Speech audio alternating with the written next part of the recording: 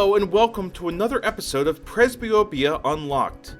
In this episode, Dr. William Trattler invites Dr. Cecelia Koetting and Justin Schweitzer to share their insights into educating and counseling patients about their expanding presbyopia treatment options. Coming up on Presbyopia Unlocked.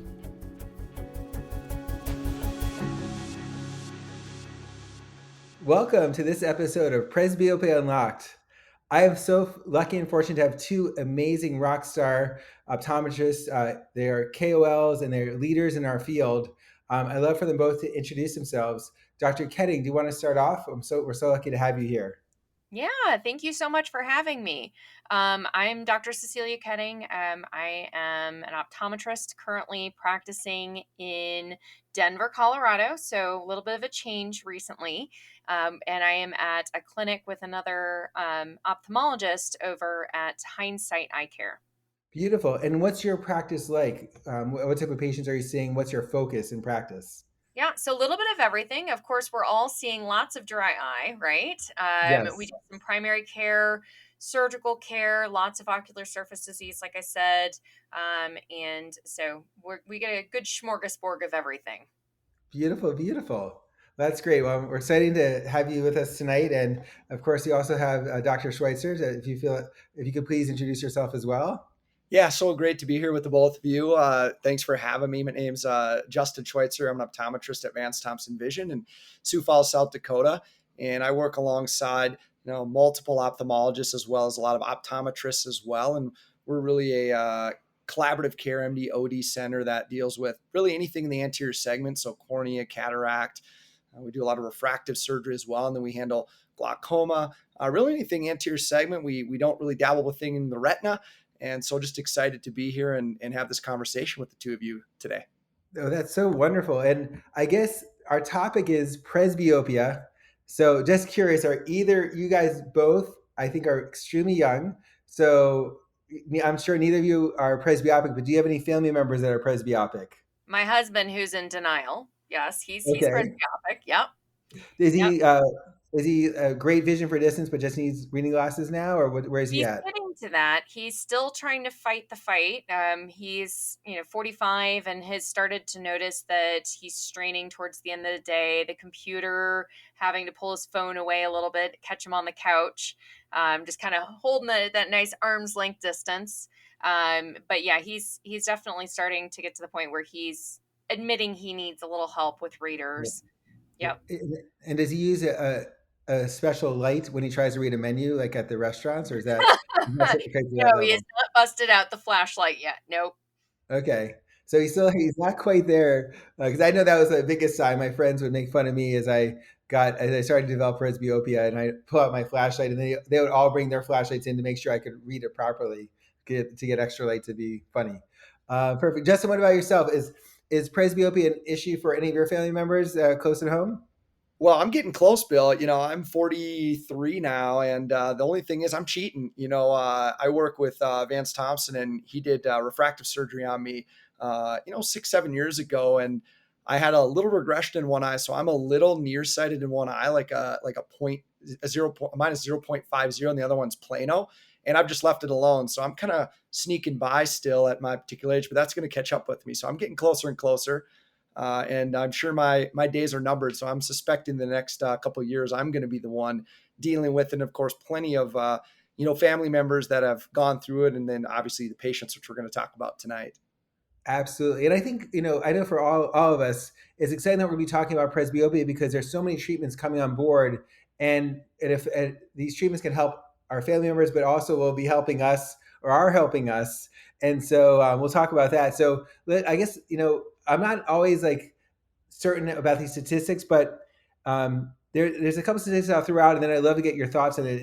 It's the one statistic that 87% of adult presbyopes have never seen an eye care provider. So just first, what do you think about that number? Do you think it's truly 87% of adult presbyopes have never seen an eye care provider, or do you think that's an overstatement?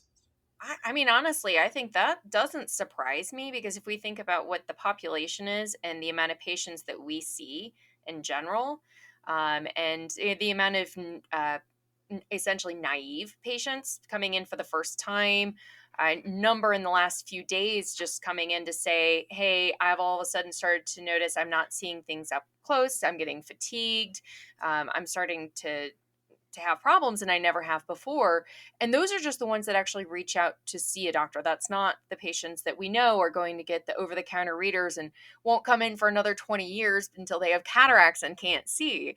So, yeah, I don't think that that's really surprises me too much to hear 87%.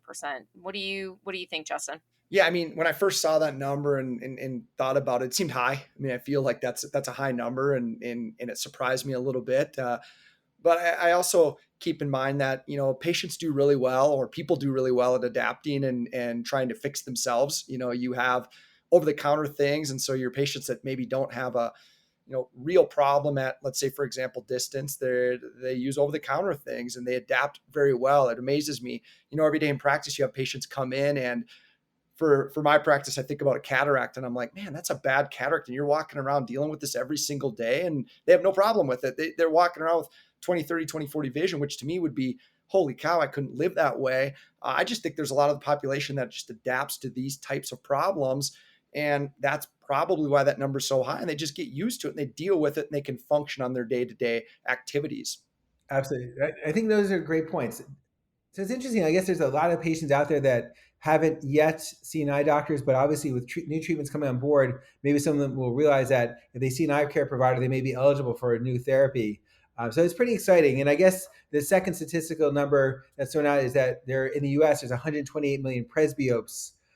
So again, it's 87% haven't seen doctors, but 120,000 presbyopes means there are a lot of people out there that can benefit from help us as physicians helping them to see better. So it's pretty interesting.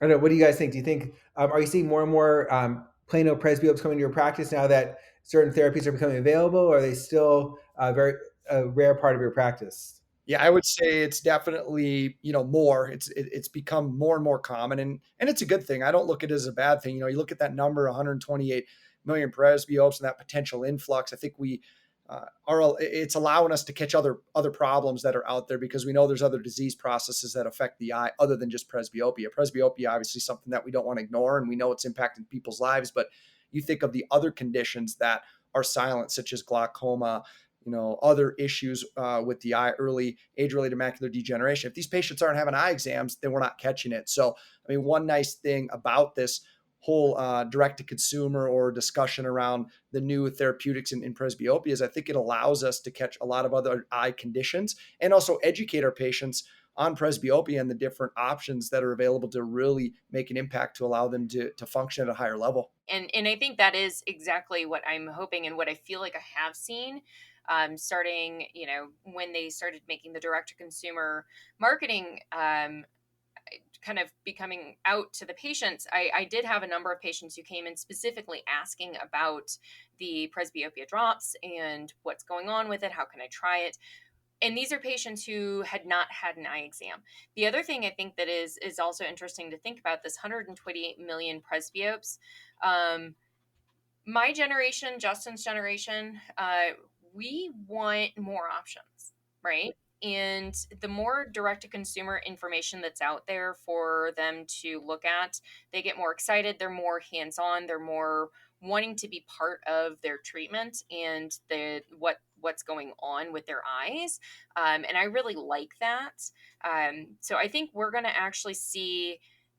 I kind of, going back to the 87%, I'm curious if that number is going to drop with the coming influx of our generation getting to that point in life where they're going to probably be those that are seeking out more options and coming to us for treatment. Beautiful, beautiful. So I guess when those patients are rolling the door right now, they've heard the commercials. They're probably coming in for Vuity, but is that always your first choice, or are you ever offering like contact lens options, surgical options? Like, what are you guys offering in your practices? Offer everything. Everyone wants options. So it's, hey, look, you can do glasses and it's never an either or, because that limits, right? And there's going to be times where, and the three of us, we're going to probably talk about maybe how the drop's working, what we've noticed. There's going to be times where these things, where glasses are going to work better. versus the drop is going to work better. I want to go out on a date and I don't want to take glasses with me. I don't want to sit at a restaurant and have to deal with glasses and light and other things.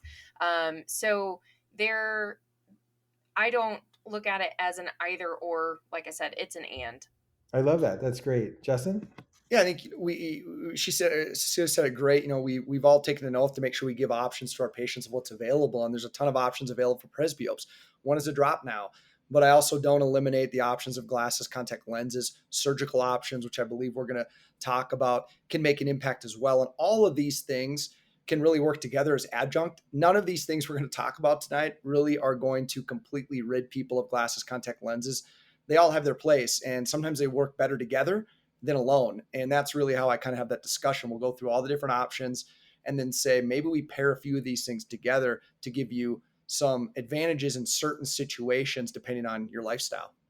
Oh, those are great comments. So I'll just give a theoretical patient. So a patient comes in, they're, Cecelia, you'll be in charge of this one first. They're plus 50. And so they're kind of the edge of maybe being a candidate for Vuity. They could have Vuity. They're plus 50 in their mid 40s. Are you still going Vuity first as the first, like kind of, even though you're giving them options, or is that a patient that you might steer more towards like monovision contacts, or just hold off on everything? Or like, what do you do for those kind of low hyperopes, presbyopes? Like and younger patients? Yeah, and I think some of it depends on what do they do, right? How do they Right. spend their day? Where's their life? What part of their vision are they really needing and needing to focus on and enhance? And I would probably give them the options of glasses and Vuity so that they have that. Yes, I would still reach for Vuity. I've also found that I, everybody's a little bit different, right? We have this in theory sweet spot, but there's times where I've had post cataract surgery patients who have used Vuity on and they've loved it. I've had patients who are, more around that 2 to 225 mark and still liked it. I've had patients who've been the plus 50 and liked it. So I don't write it off. I still present it as an option for them. So, but that would still be kind of where I would reach for is glasses and probably the drop as well. Oh, perfect, perfect. And so you nailed on one of my favorite topics to talk about for presbyopia is, a patient had cataract surgery and they have amazing distance vision. It sounds like you've already used Vuity for those patients. Justin, have you had the opportunity to try that at this point, or is that still something you're considering for that group of patients? They're plano after cataract surgery. Dr. Bradal did a perfect surgery for distance, but they're kind of wondering if they could get a little bit more range of vision. Definitely have, and in my type of practice, probably where I utilize it more post refractive and then post cataract. And I found it useful, and it's not every patient, but in some monofocal patients, it can give them or provide them a little bump and help some. Remember, it's not a permanent fix, and it's definitely, not an all day fix. There's a timeline that it works for. But it can provide a window of opportunity for them to get some up close. So I've had some luck with that. I think where I've really enjoyed it are some of these patients that get more advanced implants that may be a trifocal or an extended depth of focus or extended vision lens, where they're a little frustrated with the near. They're close, they're almost there. And I've utilized that, in a way that's off label based on, the technology, but we can give them a little bump. And I've had some luck in that regard too, to give them a little extra near when they need it, with the understanding that this isn't something that's probably going to get them completely through their day, but I can provide them some benefit with this presbyopic correcting drop. Beautiful. So I think what I'm hearing from both of you is that you can't really pigeonhole the presbyopic eye drops. There are so many different opportunities to have these drops help patients in different situations, and it really is based on your patient and you understanding that the pluses and minuses of these drops and where they can really help. And that's super exciting. Cecelia, any other areas? How about, have you had any patients that have had LASIK in the past and now, like, they got into their 40s and they're thinking about, is there something that I can do to help my near? Have you had like post LASIK patients yet? Yeah. Yep. And post LASIK patients, it's worked well for. But again, it's definitely, you have to be willing to try. And I think another thing that is a good thing to mention is there are lots of other drops that are getting ready to come out in the coming 6 months, 2 years, right? We see the pipeline. I don't think that anybody should write off the whole shebang if one doesn't work. We have to remember that, okay, this didn't work for the patient, but it doesn't mean we can't come back and try a different one when we have another option. Or, hey, it didn't work for this patient, I don't want to try it on another patient who's in that same position. I think we have to be open to trying this with patients, especially if the patients are wanting and willing and looking for a different option. That's a great point. I mean, we know that there's no perfect glaucoma drop for every single patient. There's no perfect dry eye therapy. And so the same thing for presbyopia drops. If something doesn't work for one patient, it still may work for all the other group of other patients. So I love that point. So I see that you guys are both involved in very busy practices. And they're probably your next visit for each of you is probably in December or January, somewhere around, I'm not sure if that's quite that long, but imagine we're talking where, 6 months, I was trying to say 5 or 6 months from now, I realize people may be listening to this throughout the year. So my real question is, how does your practice handle, I'll start with Justin next. How does your practice handle someone calling in just because they saw the advertisement, they've never seen an eye doctor, they want to come in for a consultation to see about Vuity? How do you handle those patients in your practice? Do they just fall right into your regular schedule, or do you have special visits for them, or what are you doing special for them? Yeah, it's a really good question. We've made a point to talk with our, first impressions, our phone team about, what kind of discussion do we have with these patients? Because we're a practice where we work very closely with optometrists in our community. We really always say, we don't have our own patients. Every patient that comes to see us is typically referred, not all of them, but some of them. And the last thing we really want to do at our particular practice is primary eye care. That's not what we do at our practice. And so we kind of have the discussion around the fact, what are your goals? And this is even happening on the phone with the patient. And if they allude to or mention, I'd love to think about reducing my dependence on glasses, we're willing to see them. And we do see them.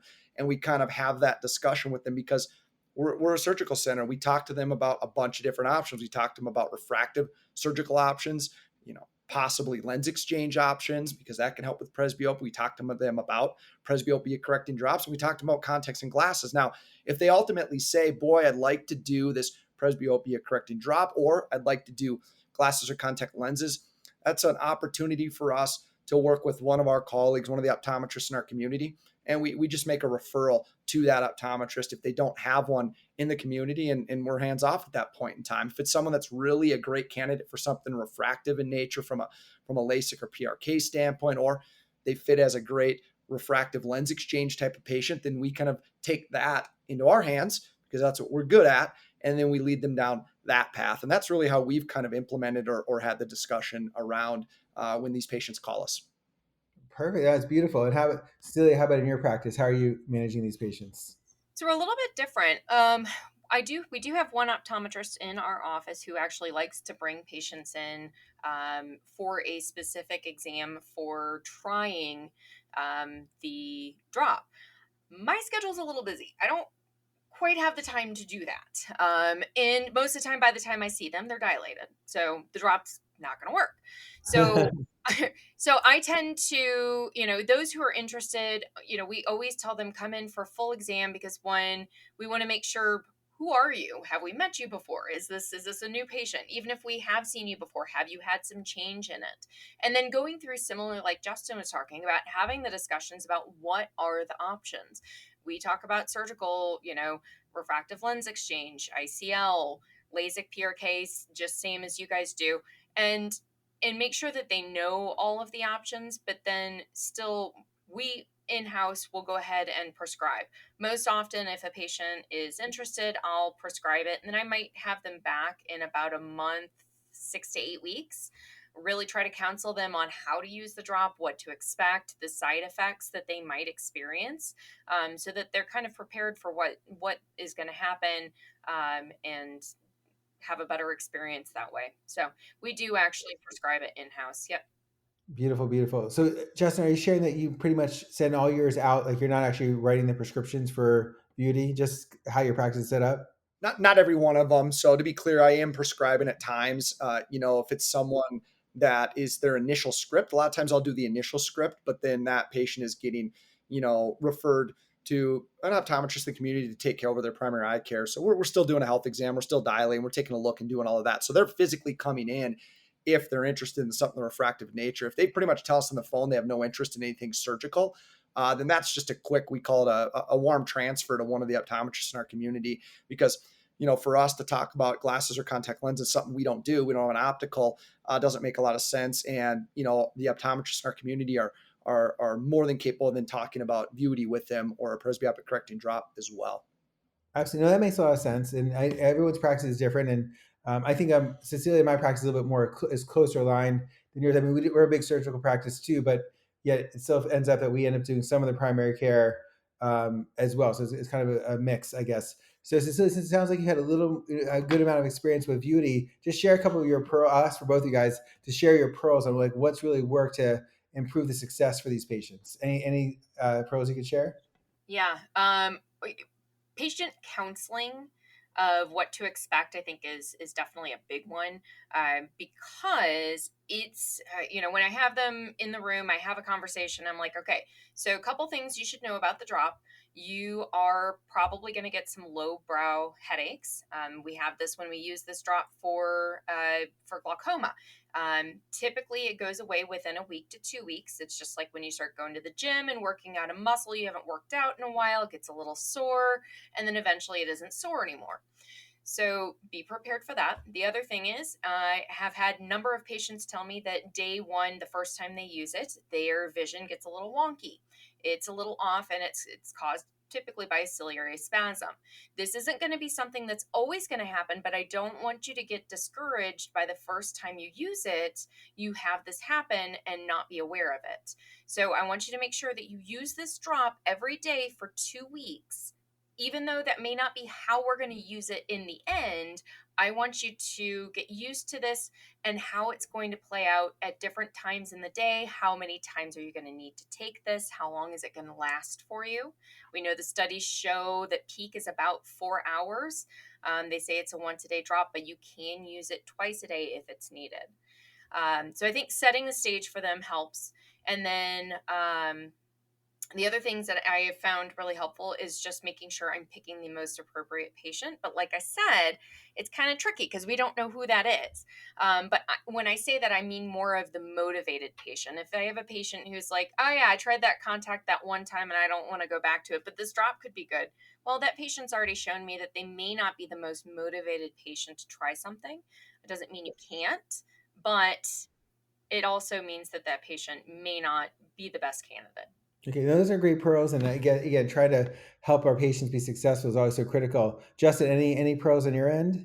It's just setting them up for success. I think the education piece is crucial. I've told patients when they first start using the drop, let's not use it, late afternoon, early evening. I think using it when the lighting condition is ideal has been really helpful. I think some patients, because of those first few days, having a little bit of visual issue at times, if they're doing it right at night, can really create a problem that they don't like, and they'll stop using it. And then I really encourage the patient, go ahead and use the whole bottle. Let's get through one bottle and then let's see how you're doing. Because I think that's an important piece as well. And I don't really sample anymore. I just prescribe. And so most of the time patients will go ahead and do that. They'll go ahead and use it all the way through the bottle because they paid for it and they don't really want to waste it. And so I think for me, getting them to go through the whole bottle, proper education, and then their first few doses when they're using it during nice lighted daylight conditions to get them started has been really helpful. I love that. You guys both came up with great pearls. So I guess we've had a great, vibrant discussion. You guys are just great, and so knowledgeable on this topic, presbyopia. Any last final thoughts, Cecelia? Any thoughts on this, on the whole space, and your enthusiasm for the future? Yeah, I think, again, like I mentioned, it's not an either or. We're not going to lose glasses, contact lenses. I don't think we should be afraid. We should be excited. This is a really cool time. There's a whole new option that we're able to offer to our patients and ourselves, and open these conversations with patients about all of this, as well as getting more patients in our chair. Like Justin was saying, this is something that we should be glad to have more people coming in so that we can take care of them and help them with things that they may not even know are going on. So, yeah, I think it's an exciting time. Absolutely. Justin? Yeah, I love the opportunity to have new, tools in the toolbox. I mean, I, on a daily basis, see presbyopic patients constantly because of cataract surgery, those types of things. I love having IOL discussions. I love doing refractive consults, talking about, the options there to help with presbyopia in our patients that are above, the age of 40. And now we can enter this into the mix, and it's fun. And there's many more of these coming where we're going to find out where does it fit with what type of presbyope, where does it work most ideally. And, to have these types of options and be able to mix and match is going to be a lot of fun. And it provides patients opportunity to have independence when they want it. Again, I said this at the beginning. I think it allows for the opportunity for adjunct therapy, whether it be glasses paired with a presbyopic correcting drop, or a contact lens paired with a presbyopic drop, or a beautiful cataract surgery and IOL paired with a presbyopic drop. And so I think we've just gotten started with this. It's just going to get bigger and bigger, and there's going to be more discussion as more studies are published. We're going to understand it more and more as well, Bill. Absolutely. No, you both made some great points. I know that I'm super excited for the future, not just for my patients, but of course for myself as well, since we're excited. I mean, the current medications are great. There's future medications, also future surgeries and surgical options that are super exciting, like the AcuFocus lens that should be coming out, the AcuFocus IOL, things like that. So I know that on behalf of myself and Presbyopia Unlocked, I can't thank you both enough for your insightful comments and thoughts, and looking forward to working with you both in the future. So thank you so much for being here today.